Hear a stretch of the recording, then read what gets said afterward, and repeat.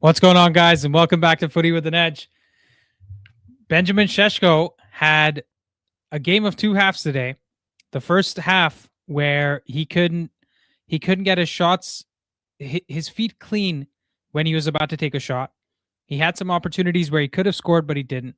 And the second half, he was, dare I say, world class.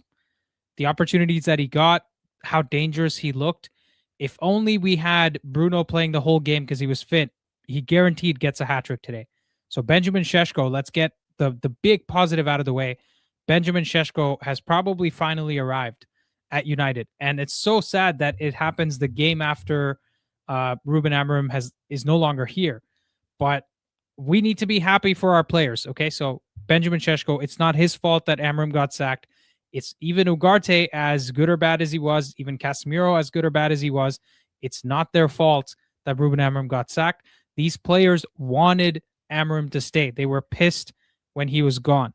So as far as I know, none of this is on the players. The players tried their best. What are they supposed to do if Darren Fletcher's in the dugout? What are they supposed to do if Ruben Amorim is suddenly no longer there? They did their best. This was 2-2. Let's be honest, Burnley got a jammy goal to begin with. And the second goal was, what's it called? A really good finish, right? What was their XG? Let me look at their XG here. They had 0.24 XG and they scored 2 goals. Tabi Samfana says, great game. Was hoping for a loss, but I'll take a draw. The hate watch continues. Happy for Sheshko, though. I mean, that's fair, Tabi. I get it. A lot of people are upset with the whole Amorim thing. I'm never going to be hate watching my own team. And even today, I was saying United DNA as a meme for the freaking Gary Neville's of the world and the what's it called? Can't get my words out. The Paul Scholes of the world. That's what the United DNA shout was, right? But truly speaking, like, we probably should have won that game today. Like, this does remind me a lot of an Amorim performance in the sense that the performance was better than the results. I think we would have been better if Amorim was still here and we played his 3-4-3 or whatever system he wanted to play. You could tell that the players were still getting used to there not being a real coach in the dugout. And their instructions were very simple today, right? Like, just put crosses into the box and get shots. Like, inshallah, we'll score something. We had 30 shots, and 1, 2, 3, 4, 5, 6, 7, 8, 9. 9 of those shots were from outside the box. Okay? So I'm just sitting here thinking, what is it that Jason Wilcox expected was going to happen as soon as we played a 4-2-3-1? What is it that Sir Jim was expecting as soon as we went to a back four? Because Sir Jim was leading this charge, right? Is that what you were expecting? You wanted us to draw 2-2 against Burnley and take a lot of hopeful shots? I don't really know what we were expecting. We created 4 big chances today. We did put in much better crosses than we did put under Amorim. Sheshko took his finishes really well. That cross and that finish from Dorgu was world class. Sorry, that cross from Dorgu and the finish from Sheshko was world class. So, I mean, I'm here for the ride, right? I'm ride or die with this team. I'm never gonna go anywhere. I'm gonna be here. Even the friendlies, I watch the friendlies, guys. That's where we're at with this team, right? But what exactly were Wilcox, Ineos, what were they hoping for? And I would love to understand that if someone can explain that to me. But let me get Rishi in first because I know he needs to go to bed. Rishi, what's up, brother? Hey, so first up, I think in terms of the match, this was as turgid a match as a few of us have seen, right? So in terms of a performance, like you said, we could have seen the same performance under Amorim as well, right? Let's be relieved that it was a draw. By the way, I was right. I predicted a 2-2 draw, right? And let's address Darren Fletcher first. First of all, I think it's very difficult to do the kind of job he's been called to do. The Yep. entire world's eyes are on him. He's an interim. He's never coached at a senior level before, right? He's just entered coaching himself recently with the under 18s. So to take charge of the senior team, to come up with a cohesive plan, spam crosses and try to get a goal is not a bad plan, right? He is also hamstrung by the same problems that Ruben Amorim had, like having old legs on the pitch, right? You saw that even for the first goal or the second goal, I forgot which one it was. Ugarte gets the ball in midfield, quick reverse pass first time to Dorgu. Dorgu's on his bike, quick first time cross, and Shashko has a beautiful finish. This is something that we've been lacking for a long time, like that understanding, right? That smartness in midfield that only comes from Bruno. We don't have another player in those areas to do the same thing. So uh, I think congratulations to Darren Fletcher. I remember watching him come through in this team and becoming a key cog, and the unfortunate way in which he had health issues and he had to leave. So I don't think enough focus has been put on Darren Fletcher in this whole process. So I just want to address that because he's an academy lad. We love and respect those players. We love and respect those academy lads who actually give everything for the shirt. Let me clarify. And Yeah. Darren Fletcher was absolutely one of those. I remember that 2009 semi-final second leg against Arsenal. We were already up 3-1, right? Fabregas was through on goal inside the 12-yard mark at the penalty spot. Fletcher sprints all the way and he puts in a last-minute tackle and he actually wins the ball. But the stupid referee says it's a foul, and in the days of no VAR, it's a last man foul. He's red carded. He misses the final. He looked absolutely gutted. I still remember that face. He was so disheartened that he had let down his coach because he has a special relationship with Sir Alex. Of course, yeah, And Scottish.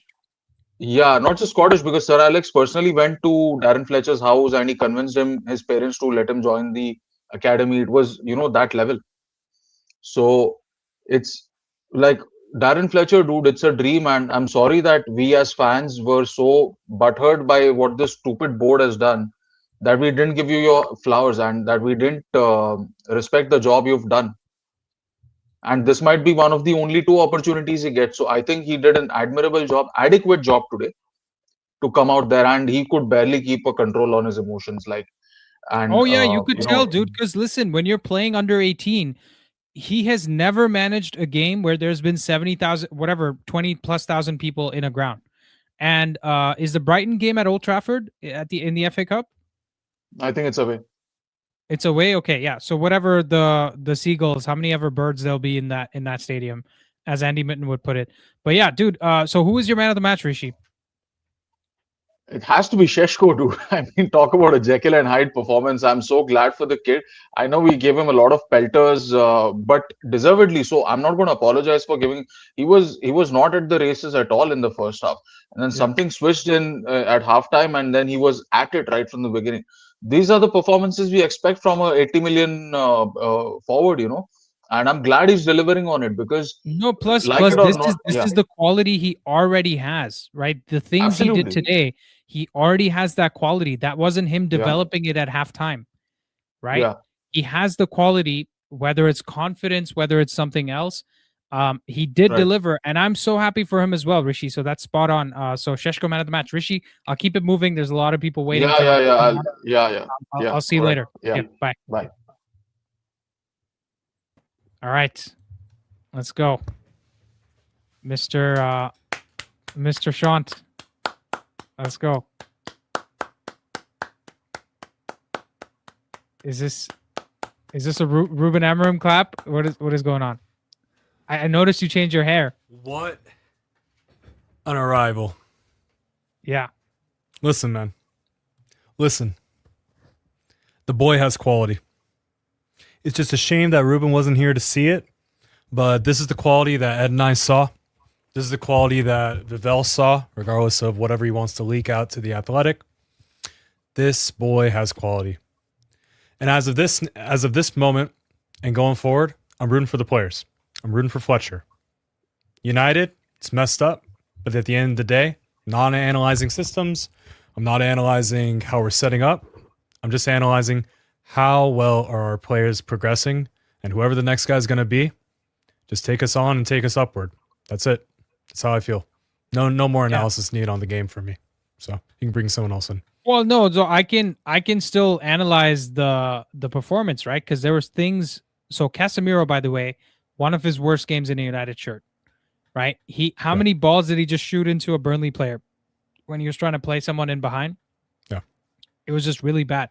In fact, I go so far as to say, if Casemiro and Ugarte were an average Premier League set of midfielders, I think Sheshko has a much better first half as well. Probably, Right. and some of it's on him. I think he wasn't taking chances as well. I don't think you were off the mark with regards to how he played. I wasn't able to really focus too much on the game. I had a little bit of like calibration for me not seeing how we were playing, and also not with Ruben on the bench. So it was a shock. Felt like a betrayal watching the game actually. But once I got over it, bottom dollar though, Ruben's watching with some popcorn and rooting course, for the players, just like we were. but at the end of the day, you know what? These are our players. They showed some fight. If we want to talk about, I don't really want to talk about Kobe, but he did look a little bit better. What about Shea Lacey? Kid's got a shot on him. Shea Lacey's got a shot. He tried the same thing the first time Ruben played him. Yeah. But it didn't look good. And I was a little disappointed with the second shot because of how far it was out. But he is like, I don't know, like, what's it called? Perhaps the British Anthony or something. Well, he was supposed to. So growing up in the academy, they call him Scouse Messi, and he, of course, that's like really high marks to live up to. But honestly, guys, it was called Messi in the Atlanta. Yeah. But I'm glad to see Fletcher give him his debut, or not debut. I'm glad to see him give him a more pronounced, minutes in a game that was there to be won. But yeah. And by the way, what the hell was that ref? Didn't add on any minutes at the end. I've been seeing this more and more. If we were Liverpool, that's 10 minutes, and then actual game time goes into the hundreds. So whatever, guys, gotta support the team. Gotta support the team. Shashko man of the match. All right. Yeah. All right. I thought Dorgu was good though. Like Dorgu played good. You know what? Dorgu's been surprising me. Upon receiving the ball, he's been very good with either overcommitting or undercommitting, and using his physicality to really push it. Yeah. So I like Dorgu. Dorgu's progressing as well. Hey, let's get our team progressing. We need the players playing as best as they can. Let's go, man. All right. Thanks. Later. Thanks, Sean. Take care. Of course. Robert, how are you feeling? Yeah, I feel great. It's actually, I'm happy first of all for Shashko. I had him in my fantasy. So, like, I wasn't so nagged by your guys' comment when you saying Shashko because I knew his goal was coming soon. So, like, take out injured, brought in Shashko, and I'm like, yeah, I'm happy. Then I was just watching the match for vibes. There's really nothing to analyze. Because I think actually the manager is going to come in if these players continue playing like this, we're in a better position. So, it's not bad. I think it's actually good for everybody. It's not that bad. Also, kudos to Fletcher because for me, I was of the opinion that if you get an interim, it's just better to stick with Fletcher instead of looking for somebody else. But don't know. I'm not so stressed or so pressed. Play of the match, Shashko and Ugarte comes second. Yeah, that's Ugarte second, really? Yeah, Ugarte today he wasn't the best, but I like the fact that he's slowly improving the performances game by game. You can see it actually. I don't know whether you can see it. So I'm optimistic for him because I'm like Ugarte is better than he's showing us at the moment. So yeah. Anybody feel for having their own goal, but you're United. You can't be United without the bad luck. If you have half the luck Aston Villa has, you're second in the league, honestly speaking. So yeah. Okay. Thanks, Robert. I'll keep it moving, man. See you later. Have a good night. All right, let's get Shaunak. You're also waiting to go to bed, so give us your thoughts, man. Yeah, I'm just gonna do this very quickly. I have some notes that I've taken. Firstly, very happy for Sesko. I mean, he was making like good runs in the first half and in the second half, and mainly he was getting the chances. Like he wasn't blunt basically. Secondly, Lacey, good debut. That first shot, I think the whole society where I live, I think all of them know that. United. Yeah. So yeah, happy for Lacey. And lastly, Fletcher, man, I'm very happy for Fletcher because it's tough to get in like a day of coaching and put out a performance like this, which is maybe I would want a bit more defensive solidity. It was way too easy for them to get like through the thirds, but yeah, I mean, I'm happy for Fletcher. And dude, if he has some technical coaching now, please get out of United, get a job, do not come to United, please do your own thing. And yeah, I'm just happy just support the players. It is what it is. Hopefully we get some points on the board, and top 4, top 6. Let's see. Yeah. Who's your man of the match? Shashko, man. Very happy for Shashko. Let's go. All right, cool, man. Shanak, I'll let you go. Get some sleep, brother. Yep. Thank you. See ya.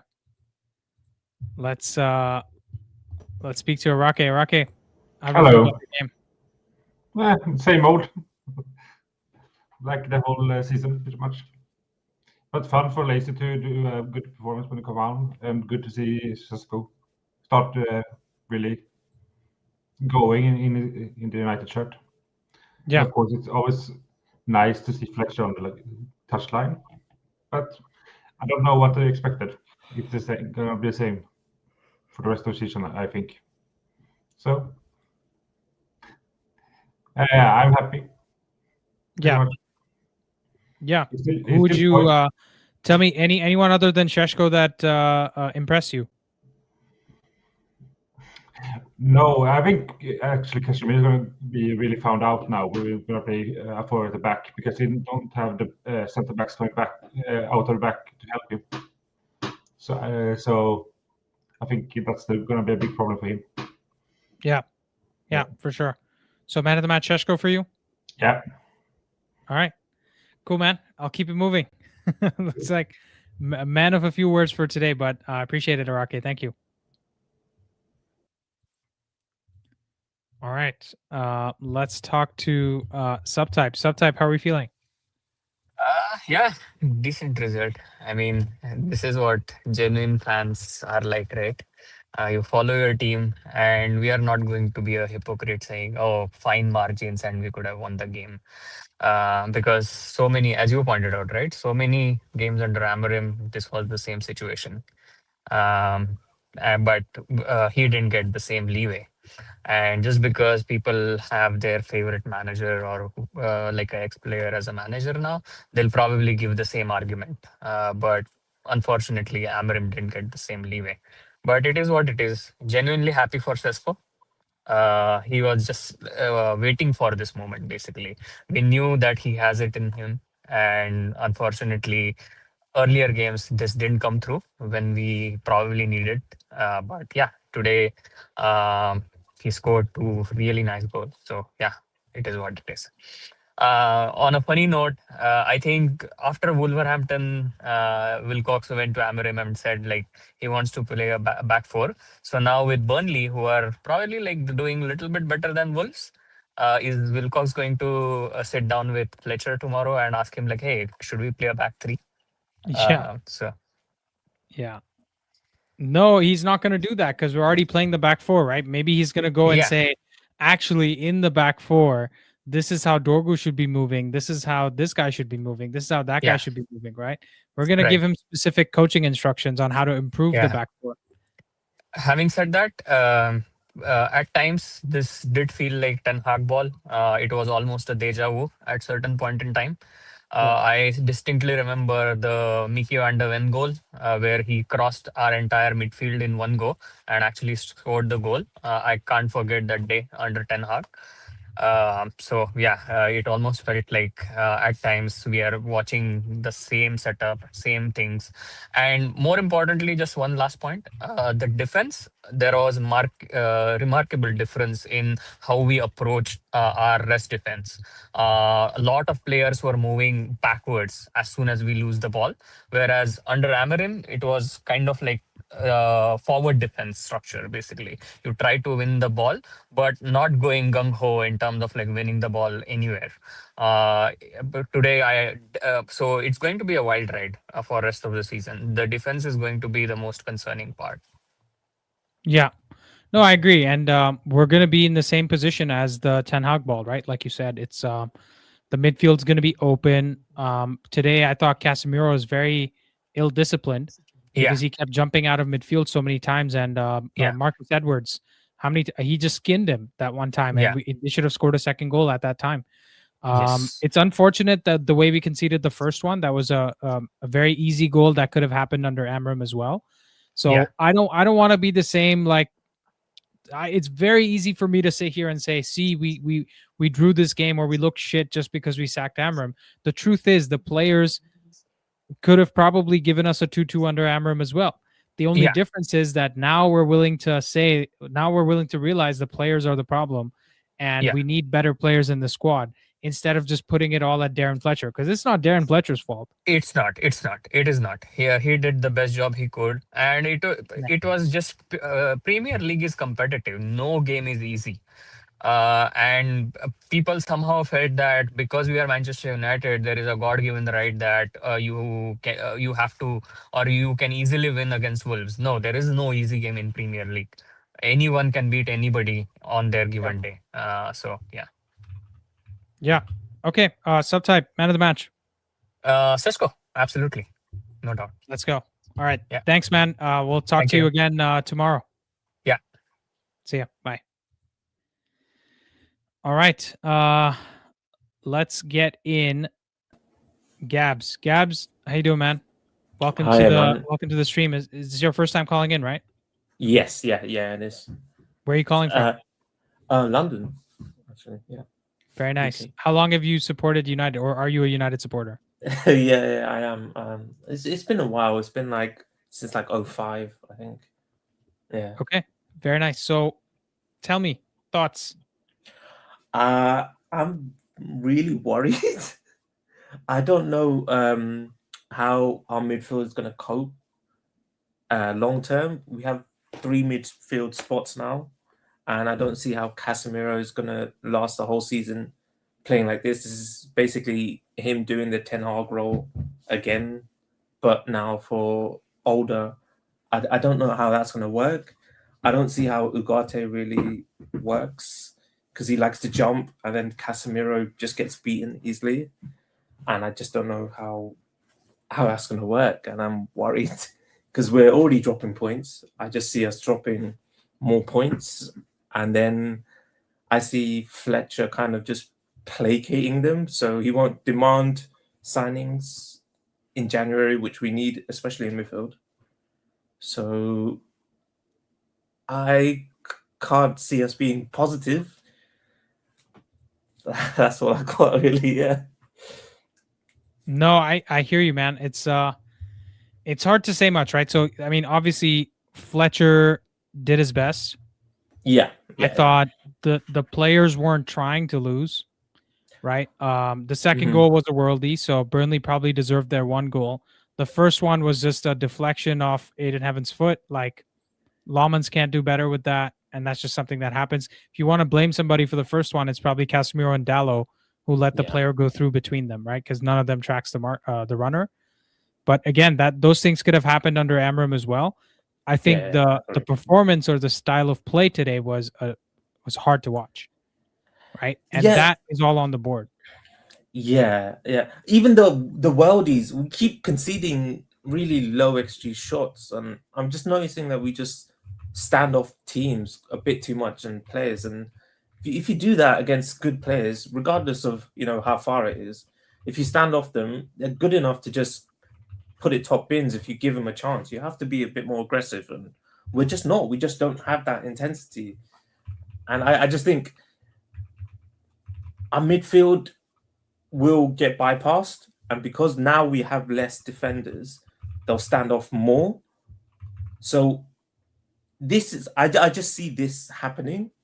We might outscore teams, but we will still do this quite a lot. Yeah, but the problem we still have is we have to work a lot harder to get our goals, whereas the other team doesn't. Yeah. Right. Yeah. So I still don't see us outscoring teams. Plus, if we go play against City and Arsenal the next 2 games, are we really going to get 2 goals? I can see them getting 2 goals. Well, the thing is, if we play like this, no. But what we do is when we sit back and we counter, there's a chance. So again, better teams, when we're up for it, we can do better. But we're just inconsistent. We're just gonna be inconsistent. Yeah. No, I hear you. Is that your keyboard, by the way, that has the red lights on it? Yeah. Yeah. Oh, I got it. That's a bright keyboard. Okay. Anyways, man. Man of the match. I think it was Dorgu because I want to give it to Sesko, but I feel like he just took a lot of chances and he could have done a bit better with a lot of them. So I'd rather give it to Dorgu. Shashko playing both halves well, probably has 3, if not 4 goals. But in the Premier League, scoring 2 goals is still very good. So, yeah, but I hear you on the Dorgu shot. For me, like, it's between Dorgu and Shashko. And how crazy is it that we were so out on Dorgu for such a long time, and now through the worst period that Amorim had before he got sacked, and now through the bad period after Amorim's got sacked, Dorgu's been one of our best players. In fact, he's been the player of the month for this month. That's the thing. I think he's always had that physicality to win duels and stuff. You just need that little bit of end product, like just a good cross, which he got today, and that's basically what we need from him. Yeah. And now that he's going to play left back, hopefully he's better at that and can give us a bit more, but we'll see. Yeah. Anyways, Gabs, I'll keep it moving. Thanks for calling in. Please do call in again. Thank you. Bye. See ya. All right. Let's get 1 or 2 more folks in, then we'll get the panel on, okay? United Legends out. Please identify yourself. Yeah, my name is Harold. I don't know if you can hear me. Yeah, I can hear you. Yeah, thank you so much for letting me join, man. All the way from Where are you Malawi. calling in from? Malawi, bro. What's that? Malawi. Nice. Yeah. Go on. Yeah. Tell us what your thoughts about the game. Well, about the game specifically, watching it, I just felt so dejected, and I feel like some of the players were also dejected. Wait, have you called in before? Never. It's the first time. Oh, you're the second Malawian to call us, because there was somebody else from Malawi that called us a while back. So very cool. Anyway, sorry. Please continue. Yeah, I felt very dejected about the game. Like when we scored, I didn't really feel anything. When they scored, I didn't really feel anything. And looking at some of the players, they also looked very dejected. Cunha, especially, I really believe that players fight for their coach. And you're bringing in a United legend to coach the team at a time when the players probably feel the worst about United Legends. I don't think anybody's really gonna fight for Fletcher. The reason my name is United Legends out is because I wasn't there when like United was tearing it up, but I started supporting the team a bit later. But then I used to go back and watch like those old games, like all these legends. I used to go back and watch them. But then I can't do that anymore. I feel so dejected. I don't identify with any one of them anymore. I am just so sick and tired of it. And about the game specifically, it was just so disheartening to see it all look so familiar. Everything looked like we've seen it before. The way we played looked so familiar, and it is disheartening to see because better teams are gonna kill us. As soon as Burnley decided to play us, they scored their second goal, and that it was pretty obvious to see it coming. So I really don't know where the team is gonna finish, and to be honest, I really just feel dejected about it all. Yeah. No, I hear you. It's hard to be excited, right? Like when Shashko scored the goal, I was excited, right? Obviously, when the team's going to score goals, I'm going to be excited. I'm going to be celebrating. You saw that during the watch along. But when the performance is so clueless, right? Like it's reminding you of like what we used to be like under Ollie, what we used to be like under Ten Hag, right? That's what it reminded me a lot of today. And under Ruben Amorim, I was actually excited to see the patterns of play, how we were trying to break teams down. And there was actually something interesting happening. But this is what it shows you, right? That with the quality of team that we have, ultimately, even if we played a back four, we would have similar results. So I don't blame Darren Fletcher for this. I don't blame the players for this. I blame Wilcox, Barada, Sir Jim, mostly, right? It's Sir Jim's fault because at the end of the day, Barada and Wilcox as well are just going to be doing whatever Sir Jim wants. It's his club, at least 27% of it. So this is where we are. Anyways, who's your man of the match? No, it has to be Sesko. I'm glad to see him scoring some goals, and I hope if he plays closer to Bruno and if we find a way to keep Bruno involved, because I feel like he wasn't involved enough in the first half, which made sense why a lot in the first half made sense why Ruben Amorim played the way he played. Let me just say that. So yeah, I'm really happy for Sesko, so I'm gonna go Shashko. All right. Awesome. Thank you, Harold. Please do call in again, man. You had some good shots there. Thank you, man. Thank you. See ya. All right. Time to bring in the panel, guys.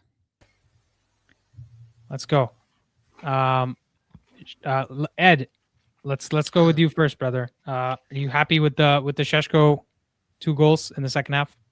I'm happy for the 2 goals, but he really should have had 3 or 4. And that's why he's not my man of the match. I think a lot of wasteful chances. I think he played very hard. For me, given the circumstances and the situation, I think, it's a tale of 2 halves, right? The first half was just unwatchable. The second half was a million times better. And I give all the props to Fletcher. He's my man of the match. Just because of the little tweaks he did.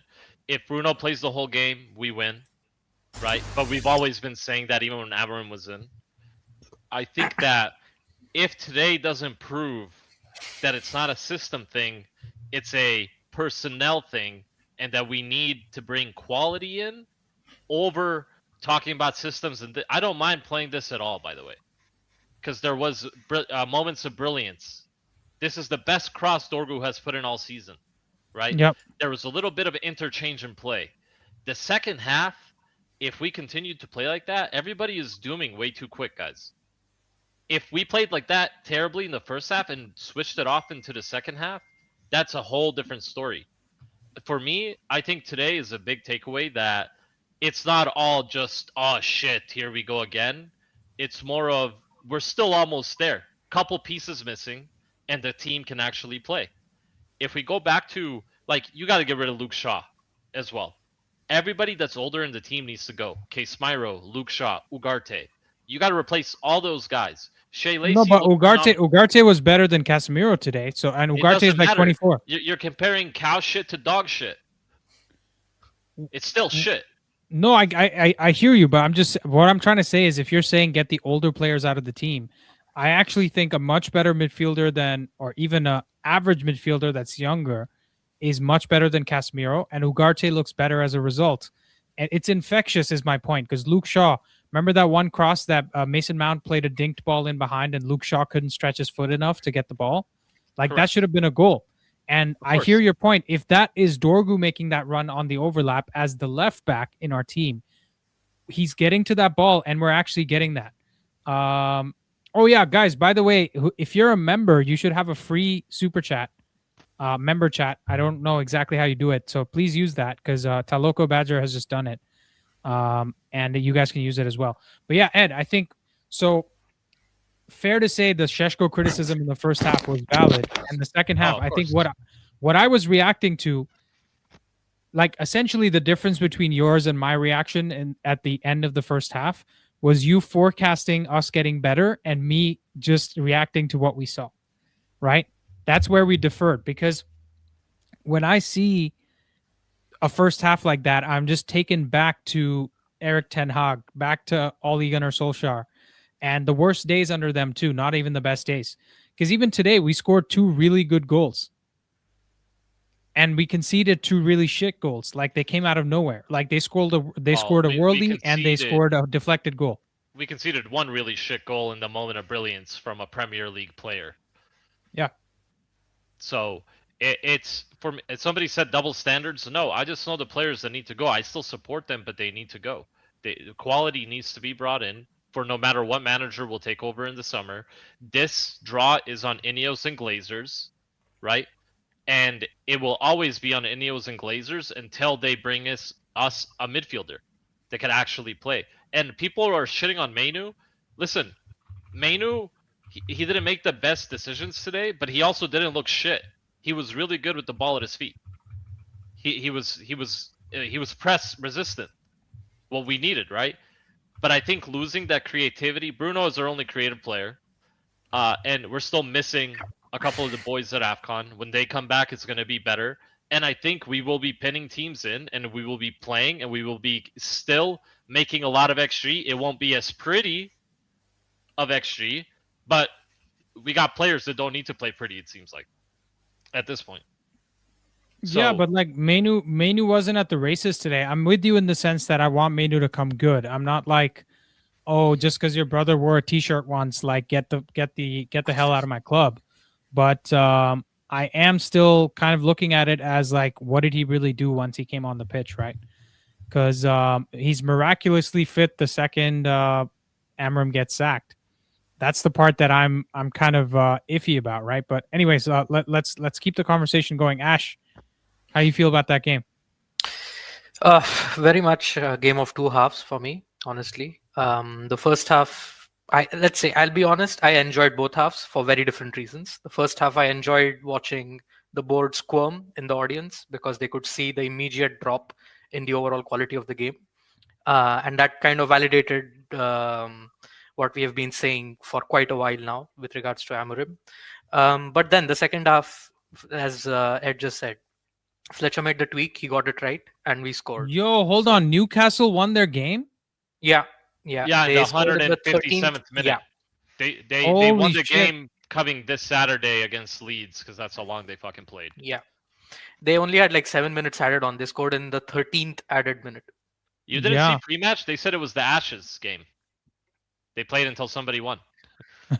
Basically. Yeah, it's a cricket reference. But yeah, dude, that's crazy, bro. Because I was looking at it. I'm like, all right, we're at worst, we're going to be 6th. But now because we drew and we didn't win, not only are we not in 4th, but we're in 7th. Yeah. Man. We got exactly 5 minutes, by the way. He blew that whistle at like 3 seconds past the 5th minute mark. No, he blew it at 5:25 or something. But this guy, Lyle Foster, wasted like a minute and a half. Yeah, that's the point. So I don't know what's happening there. Shaylin.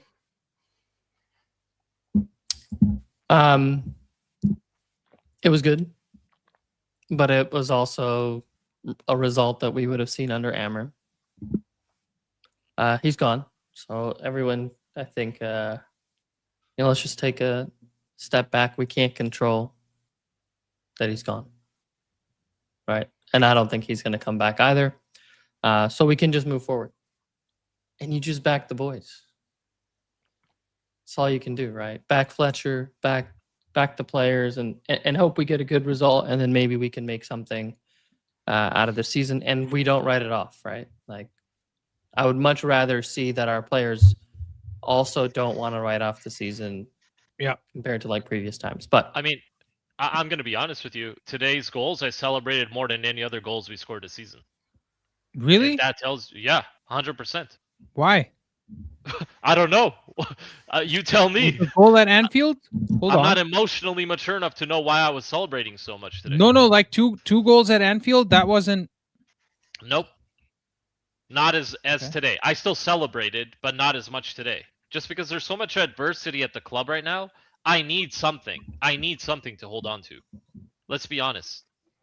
I'm not gonna. We have the worst ownership in football history. Even worse than Lyon's, and that's saying a lot, right? So, I don't know. The goals today made me feel something. I felt something, right? Even though it was probably my favorite player in the club, which is Benjamin Shashko, it's just, I don't know. Something happened. Something, and I can't wait for the FA Cup game against Crystal Palace. It's I will Brighton. be there. Brighton. Was it Brighton? You'll be waiting for some time.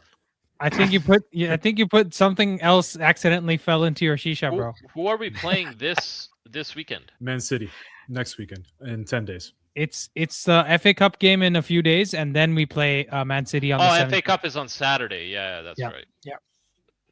No, it's on Sunday against Brighton. Yeah, it's Okay. 11 Jan. Yeah. All right, fixtures I'll be- fixtures confirmed. Yeah, sorry. I think I'm excited for that. I'm excited for every Man United game going forward. I know we're not playing the same way, but I still like that we had held possession, even though they had a moment of brilliance that beat us. We could have also won that game 6-2, if everything, if the ball wasn't round and it was square, it would have been 6-2 today. Yeah, but Ed, that's the same story under Amorim in so many games, and we were playing a better And style we of play. didn't Right? complain then, and I'm not going to complain today. No, we were upset at the players back then too. That's the kind of point I'm trying to get to, which is we kept trying to say that these players are either not good enough or not performing well enough, right? Not good enough would be your Casemiros, your Ugartes, your Luke Shaws. Not performing well enough would be your Mateus Cunhas, would be your Patrick Dorgu. Let's be honest, he wasn't at this level to start the season. And even Benjamin Sheshko, right? The two players that were performing really well is Mbumo and Ahmad. They went away from AFCON, and Ahmad's, guess what, the best player in AFCON. But the good news is, guys, Cameroon and Morocco are playing each other in the quarterfinals, which means we either get Mazraoui back or Mbumo back. Come on, Hakimi. Yeah. Yeah. Take that EAFC anger out on the pitch. Do you guys see him posting? Yeah, the EAFC thing. But anyways, yeah. So any other thoughts? So for me, guys, I just want to say this. I know Ed gave man of the match to Darren Fletcher. For me, man of the match was Patrick Dorgu. Not because I want to take anything away from Sheshko. It's very close, but I thought Dorgu was the guy that was consistently driving us forward. He did a lot better from that left-hand side today that I haven't seen him do before. The cross was excellent for the Sheshko finish. The Sheshko finish was also excellent. And I'm just glad this guy got an 8.6 on FOTMOB today, man. Like, honestly, that was a robbery that we didn't win it today. The ref gave us 4.5 minutes on a 5 minutes added on, and Newcastle scored their goal in the 13th minute on 7 minutes added on. So, shithousery from the Premier League, whatever you want to call it. Newcastle are now ahead of us. We're already 7th in the table. I worry for this team where we're going to be after the City and Arsenal games. And we could also go out in the FA Cup against Brighton because they got a 1-1 draw against City today. I don't think we're good enough to get a draw against City. City also are having issues at center back, by the way. No, that's fair, but we they'll sign players before before we play them. Mark, right? wait, Semenyo's joining them, by the way. and Semenyo. Yeah, Semenyo's going to be there when we play them. Problem, basically. Well, we can't talk about other teams' players now because we obviously know our management is not going to get anything, even though they know we need it. And it's a tale as old as time. 11th manager in 12 years. Everybody's like, oh, I love Shea Lacey. Do you guys actually think he plays when Ahmad and Mbumo are back? No. Don't get your hopes up. He might make cameos here and there, but it's not going to be how you think it's going to be.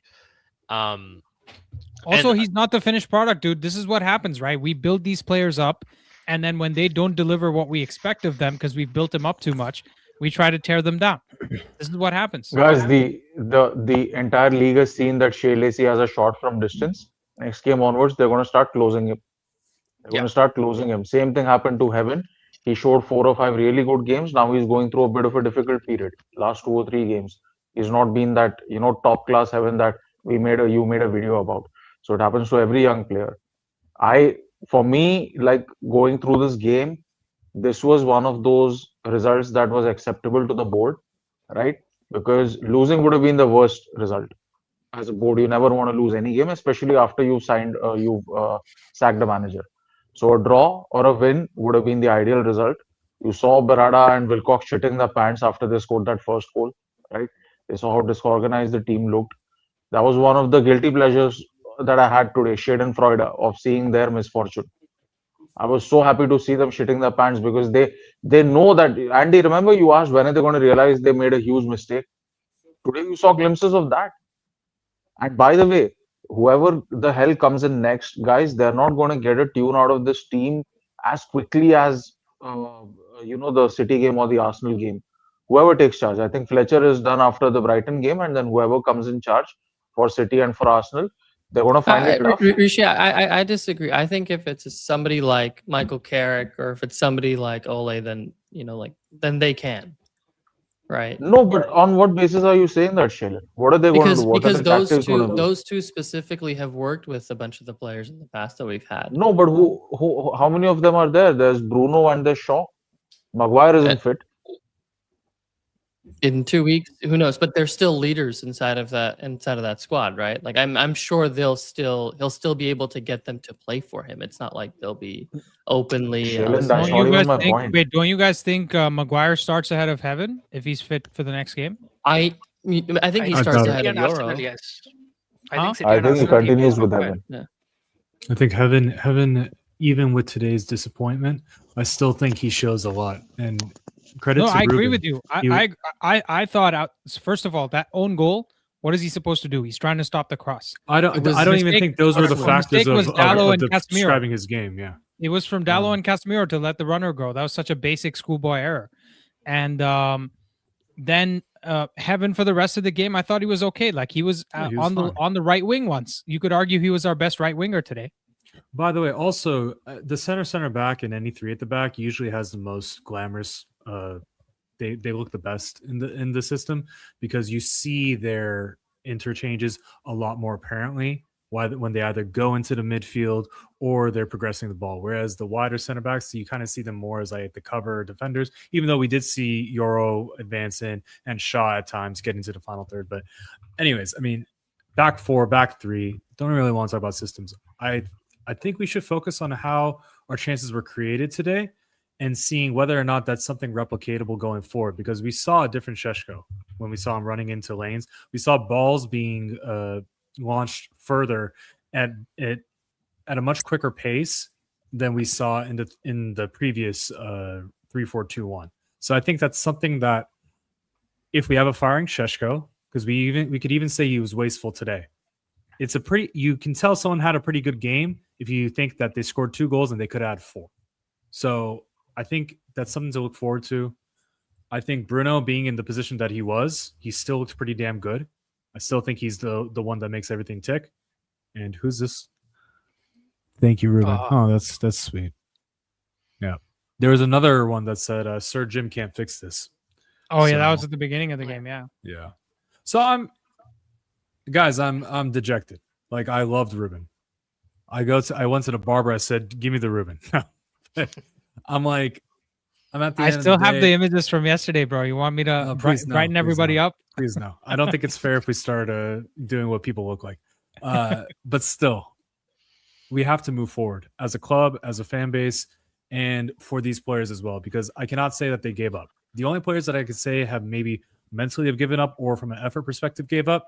There was one game from Joshua Zirkzee that I could say he gave up.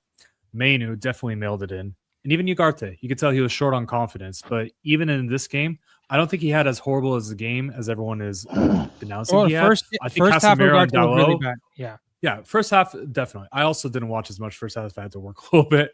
But in the second half, definitely when I saw him making a lot of those runs, I was thinking to myself, if Ruben was on that bench, he'd be saying, this is the sporting Ugarte I know. So going forward, we just have to get our players playing at a higher level than what they've been demonstrating. That's my thought. And I think if this is the opportunity for that, then great. Can I give a single example? Oh, you, Ash, go ahead. Sorry. Yeah, no, I've been noticing this for the last few games, and I would love to know what you guys think. Dallo is really killing speed, I think, when you're attacking, or even if you make a break, anytime there is a move forward. I've noticed quite a few times that I don't know if it's a confidence issue or if it's he does it every game. I watched him at least multiple times. What you're talking about, he'll just pause and then it makes no sense. pass back. It's an obvious pass to make. There is someone in a very obvious position, but he never makes that pass. He'll always pass it back, or he'll take way too long and allow players to get back on defense. I don't know. And actually, I mentioned this to Andy. I think I don't remember, but it was the Wolves game. He was ball watching when he should have been tracking the tap in. And Jose Sa pulled off the goal line clearance. So this is just, that's one specific instance. But in general, I'm seeing that I don't know, he just kills the pace. That's the best way to describe it. I think with Dallo, it's sometimes he looks like he's borrowed Lukaku's feet and the ball just bounces off his foot. Like when he receives it, you see him trying to like look down and like awkwardly trying to control the ball, and it's bouncing between his feet. That's a bit of his problem. But honestly, like I don't get as angry at Dallo as I do with Casemiro, because Casemiro is supposed to be the Brazil captain, one of the best midfielders in the world. Even at this age, he's supposed to be able to control the ball, pass the ball. Those things he should still be able to do. Okay, if he's not quick across the pitch, that I can forgive him for. But he kept throwing the ball away, guys. There was one time he tried a left-footed pass over the top, and he shot it straight at the chest of a Burnley player. Yeah. Not even hit his head, dude. Straight at his chest, bro. Come on. And the thing is, he doesn't pull this shit for Brazil. He's captain there. He doesn't do all these risky maneuvers, doesn't pull off the stupid pass, which never is going to land at your player's feet or even his head. Well, I So want to. it's baffling. You know what's one of the biggest problems? How slow him and Ugarte, when they receive the ball after their first touch, release the ball. Yeah. The first touch is always really bad into like terrible positions, and then they take an extra second to release, so it slows it down. But I want to piggyback off what Sean said, because if we look back at, when Bruno had to tell Dorgu to make that inside run where Dorgu almost scored, that needs to be automatic. He shouldn't have to tell him, right? And that's gonna come with time. I think. You know what I also wanted to point out?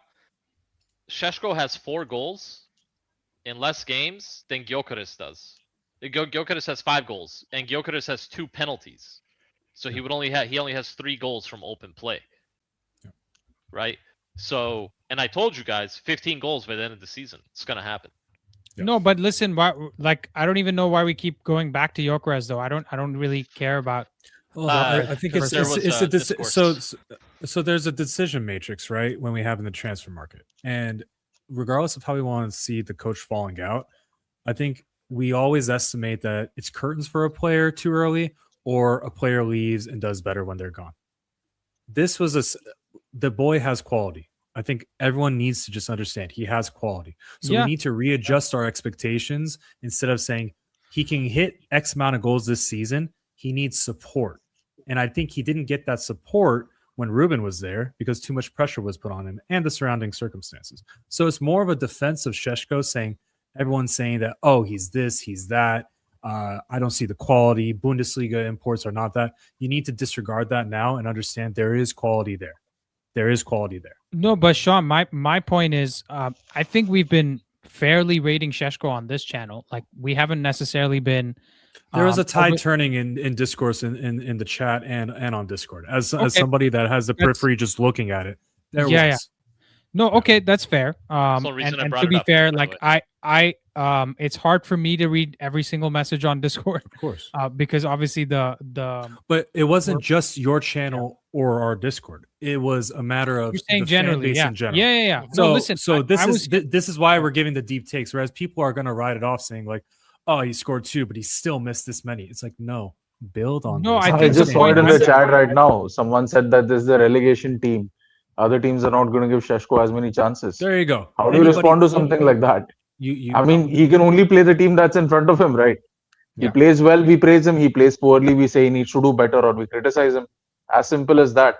I don't know why people are. Do better too, Rishi. I see room for improvement. So it's to me that's a much better basis to be on rather than saying, "Oh, this guy's going to be another Hoyland, just a waste of time." Like, no, we need Watkins immediately. We need to get whoever the coach needs. You know, we don't subscribe to that, obviously, and I think the reason why I said that is because I actually think Gyökeres is showing himself to be not only not worth 75 million, but so far he's shown himself to be a pretty average striker.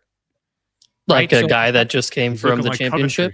That's Guys, that's Gyökeres- why I'm saying Gyökeres isn't worth the boot sponsorship. Yeah, Rishi, 1 second. My point is, I think the bar for Shashko should be far higher than what we're putting on Gyökeres. That's the point I'm making. Like, it's actually insulting to Shashko to compare him to Gyökeres, because when you see Shashko's touch and you see the way he studies the game, everything you hear about him off the pitch as well. And I'm sure when Vivel came to him with those extra training sessions, he had the right attitude to say, you know what, I do need to work harder.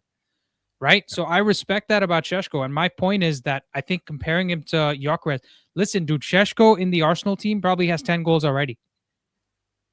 Right? Because he would give Arteta what Havertz gives you and be a better finisher, be better in the air, better at everything. So Gyökeres honestly is a waste of our time to even compare him with him. My only point when we keep going back to Shashko is not about the player being bad. It's more about, if you wanted Amorim to succeed, you should have given him somebody who's more ready now, who's more adjusted to the Premier League now. So it's actually nothing to do with Shashko. And just like we say, it's not Darren Fletcher's fault that he's managing today. It's not Shashko's fault that he got paid 80 million and we brought him in now. That being said, I think he's doing very well. And I'm not as far off as Ed is with the 15 goals, but I think he can get 10 goals by the end of the season. And considering Amorim's got sacked halfway through the season, that's an excellent return for me, right? And I think he's going to be great for us moving forward. Plus, if you're looking at it this way, if they were planning to sack Ruben Amorim anyways, then Shashko is the right guy to go for. That's unfortunately, I mean, hindsight's 2020. And when you look at the players that we brought in, and most importantly, shipped out as well. Because if we, our left wing is looking very, very suspect. As great of a cross that Dorgu put in there, I still like Dorgu on the right. I still think if he's going to be playing on the right mid or right wing, that's just a lot better of a look. But so how did you guys think we were with regards to the pace of transition, the pace of our attacks? Because in the first half, can I say one thing on Dorgu quickly? Can I just say one thing on Dorgu quickly? No. I do think it bodes well for us that he is getting better on the left, because moving forward, he's probably going to be a left back. Yeah. So he's going to be in a lot more of those positions. So we do need him to learn how to be better at the left. I do agree with you. He's currently better on the right, but given moving forward, when Shaw has moved on or isn't fit or picks up the inevitable injury, I want to see him, improve in terms of getting that space, putting the cross in, getting that space, putting the cross in, playing the early cross, being used to playing in those areas. So I like that. But please, Sean, your question was... My question is about transition, but actually, let's speak about Dorgu just a little bit more, because he does deserve a little bit of recognition. How do you guys think we're going to fare once Ahmad and Mbuma are coming back? Because if we have a Shashko that's firing versus a transplanted striker between Cunha or Mbuma, I still think Shashko is just a preferential option. Even Xerxes, I did not hate how he was in terms of his intensity today and making up play, but he's not a 9. How are we going to get Ahmad into this team? Do we agree that Xerxes is not going to get sold now? I don't think he's getting sold. Yeah, it's not. I don't think so either. And I think when Ahmad and Bueno come back, they're both playing Cunha in the bench. Cunha today, where was he? Yeah. Where was he? He was much more in the 8 role. I saw he was really trying to link it into the mid phase. In the second half, you're right. First half, I have to rewatch the game, but Cunha is a very, very enigmatic player. I think he's a streaky player. I can't. So he's streaky, 1, but then 2, I can't tell if he's a player that you need in the club, in the squad at all times, or if he's a player that has 2 levels higher to go. Because there's certain intangibles that he does when he does retain the ball, when he does time management, game management, and just the streak that he has. I think that is a net positive, especially for a team in the top 4. That would be a net positive. But in this current setup right now for United, I think he doesn't quite understand the pressure it is to get us back into the race for top 4 and for the title. And for that reason, he has to watch the game on the bench now, because we have players in much better form. Can I give you guys 2 names and you tell me if these players would have fared better than Cunha had we got them in instead of Cunha? And just take the endowment effect away, right? Because we have Cunha. We've been used to rooting for Cunha. We like his techers. He's a nice guy. Take that away for a second. Just give me an honest answer. First name is Mohamed Kudus. And second name is Joao Pedro. Tell me if we would have been better or worse with either of those players. No. Mohamed Kudus left-footed. Where are you going to play him? You already have him. Bueno Ahmad left-footed. He can't use his right foot. Kudus plays the cam role a lot. He played that at Ajax. He's played that before. Kudus also plays 9. Kudus can play 9 as well. And just like Cunha, he's adaptable. And his attitude stinks. Like absolutely abhorrent. Yeah. So that's something that if I was analyzing Wolves pre-United, I would have labeled the same type of thing on him. But seeing that transition, it seems that Cunha's attitude is not something I have to worry about. Okay. Joao Pedro, I'm not convinced. I think he had a hot streak at the beginning of the season. I think any goals that he does score are off a very, very low XG, and not something that I would say that is a natural player, especially when we have like the conundrum of who our connectors are and who our creators are in the team right now. I fail to really see, if we're talking right now in this transitory setup, maybe under Ruben's setup, he might have been something like a much better performing Xerxes, but that still doesn't lead the line as much as you'd want him to. Yeah. That's my I still take Cunha over both. There's a name I want to throw out there who I think would have been really good for us. Antoine Griezmann in that role, I think would have done wonders. 5 years ago? Team of the season. Even now, even now though. But he even that has archetype, experience. I completely agree with that archetype though, because that's a player that is high intensity, links up, connector, and a creator and score. Like especially when he had most of the scoring dependency on him, he was a fantastic player in his time. But I don't know anyone in world football that occupies that right now. Nope. Guys, I gotta drop in a second. I will say this: if Burnley get relegated, we should go sign Jaden Anthony. I think Yeah. might be a good shot. We don't have good luck with Jaden's or Anthony's, but Shay thanks. Lich. That's all you Later, need, Shayla. though. Yeah. I just Fair have enough. a final point about Cunha, and then I have to hop off as well. For me, Cunha is someone I would like to bring on. I don't know, like at the 65th, 70th minute mark when there are tired legs on the field.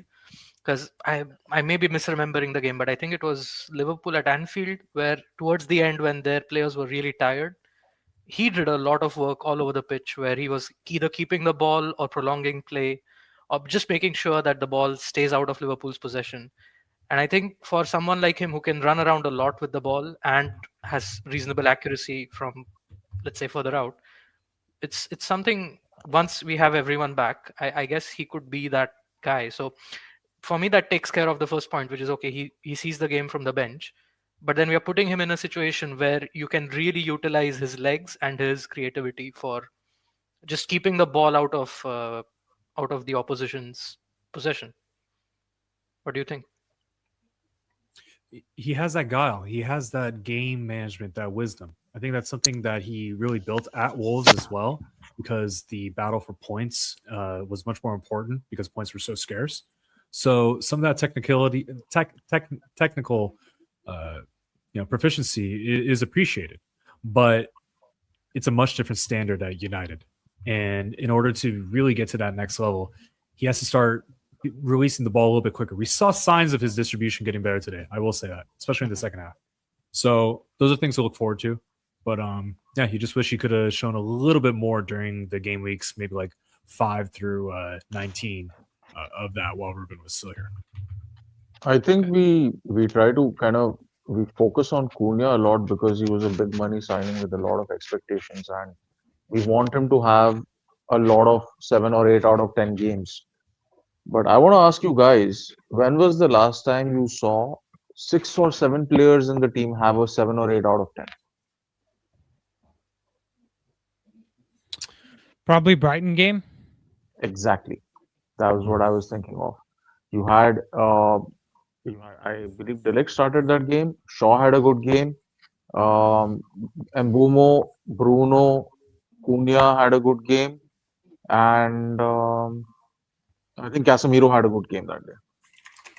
So you had 6 players who had very good games, 7 or 8 out of 10. And that is what we need to get into the top 4. Yeah. The question is, when will all these players click together? Because that's not happening. We have 1 or 2 players who play a hero game. You have one day maybe Mount scores a brilliant free kick. You have Bruno pulling something out. Mbumo does something. Against Leeds, Cunha scored a wonder Rishi, goal. can I give Yeah. you a one alternative to what you just said? Yeah. It's one way to win it, and the most guaranteed way to win the league is to have most of your players giving you 7 out of 10s or 8 out of 10s. You can get into the top 4 with 1 or 2 players carrying you through a season, though.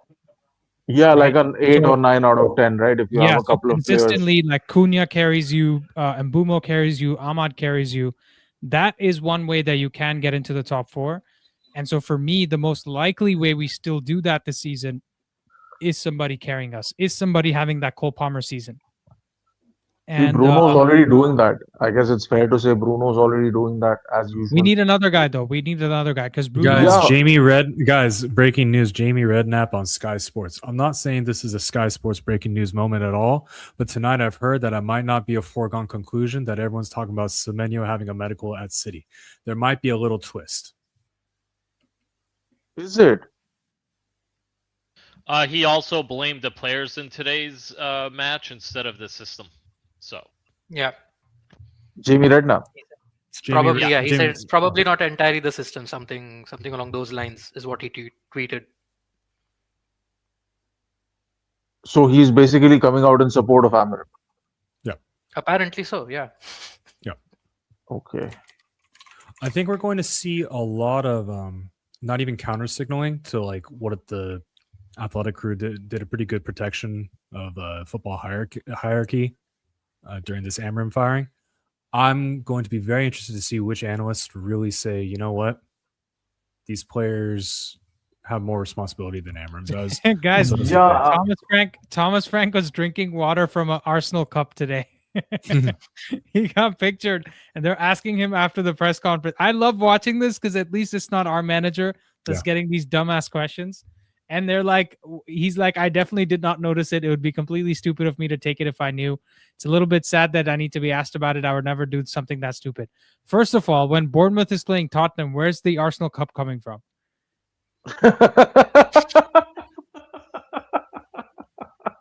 Why is there an Arsenal Cup at the Bournemouth Stadium? Dude. Here's what even the Arsenal fans are asking the same question. Where is the Arsenal Cup coming from? Yeah. Go down. Yeah. Arteta sitting there thinking, man, I wish I had an Arsenal Cup.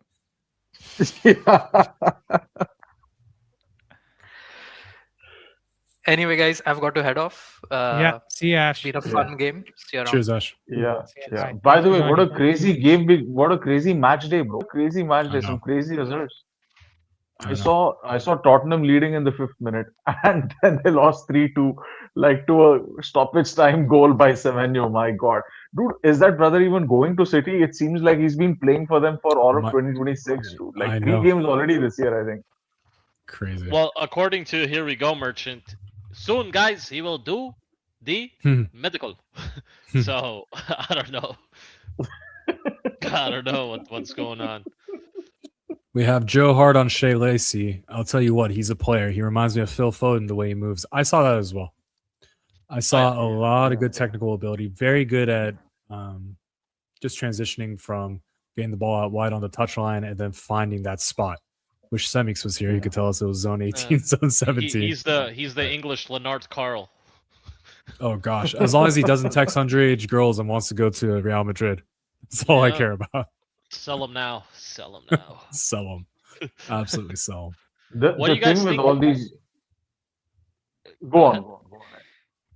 What do you guys think is going to happen the next 3 weeks? Like results wise, do you think we lose to Brighton? Do you think we get smashed by Arsenal and City after what you saw today? Okay, so if I'm looking at United's fixtures, I Depends think on our which best of case, the AFCON boys is back. best case scenario is like 2 draws against those 2 guys. But the thing I'm like, we're gonna be on 10 draws after freaking 23 games. Like draw FC, you know what I'm saying? Like we'd be better off winning. We'd be better off winning 4 games and losing 6 of them than having 10 draws because we would have 12 points instead of 10. What if we bring in a midfielder? That's not happening before the That's 30th not going to of make a January. difference. That's not going to make a difference. Like the City and Arsenal teams are much better than ours. I actually have more faith of beating Arsenal than I do City because Really? Arteta I feel like is it's the opposite. Arteta's City's a in piece of an shit. injury crisis right now, though. That's the only thing. Yeah, but we don't like Haaland can just score 3 goals against us, bro. Understood. Foden but and Haaland have scored hat tricks in the same game against us. I think Shashko can manage against that backline. I think he could. He's going to struggle against Arsenal big time. I think Arsenal's the bigger issue. We have to create. So Arsenal, obviously, AFCON boys won't be back in totality. Maguire would be back. No, they should be back for Arsenal. Arsenal's the 25th. I thought they were going to be out until like 27. AFCON 28. final is the 18th, right? 18th.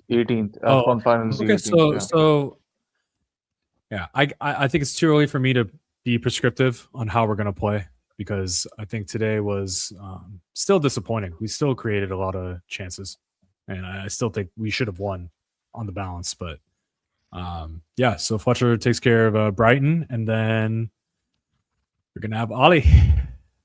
Yeah, It's going to be Ollie. I'm down to see Ollie against City again. Let's see Pep be a little stretched out. I'd rather take Carrick, to be honest. We know how I'm the there story too. is going to. I agree with we know you how in terms of the story is system. gonna end. No, We know how the also story's because gonna end Carrick was the well. one. Carrick was the one running the team Yeah. under It was Ollie. Carrick, McKenna, and what's his face? The bald guy. Is that Paul Joyce? No. No, Mike Phelan.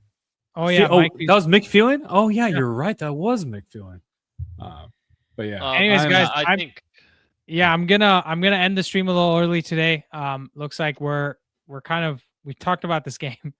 I wish there was more tactics for us to analyze. I am gonna have some fun looking back at the Shashko moments in this game because I think it is game of two halves, right? And I think interesting to have some constructive criticism for where he didn't do well and also give the love for where he did do well. So that video should be coming out at some point today, guys. But I'm gonna go just chill out for a bit.